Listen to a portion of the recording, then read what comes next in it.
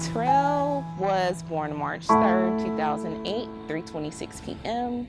6 pounds, 9 ounces, 19.5 inches. He had just learned how to hold his bottle on his own, even though it was like really weird because he had this weird spread it of the hand thing. Super content. He didn't cry unless I'm hungry or change me. He was just a real good baby. He loved to suck his thumb. My son had, at 3 months, had 6 broken ribs, a punctured liver, his adrenal gland was split in half, shaken baby syndrome, and a skull fracture. Disturbances and family troubles are one of our more common calls. On a domestic issue, you just can't get it wrong because there's so much at stake. It started off decent. He was super charming, super sweet, caring. July 4th, 2007, we got in a big fight and like I had to go to the hospital. My whole face was swollen up. She's concerned he might return. And forgive us at 32. When you get a call like that, you want to play scenarios through your mind about how you're going to respond, what are you going to do when you get there.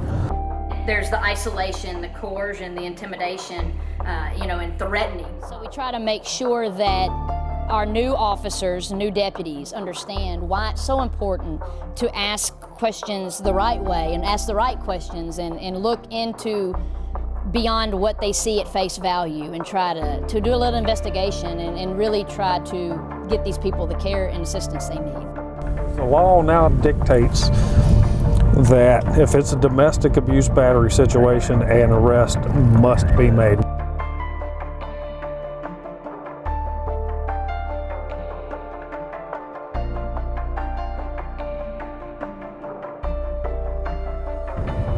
The victim, most of the time out of fear, is going to side with the offender.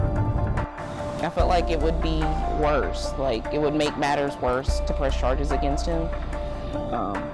So I just dealt with it by myself. I can't make her do anything that she doesn't want to do.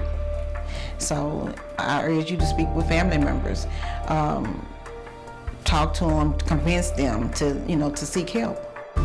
By the time I was like, maybe this isn't something that I need to be in, I was already pregnant. And I was like, okay, let's see if I can work this out. If we can work this out. We got a kid on the way, maybe he'll stop. The offender is not going to get better. He is not going to stop, he or she, without help.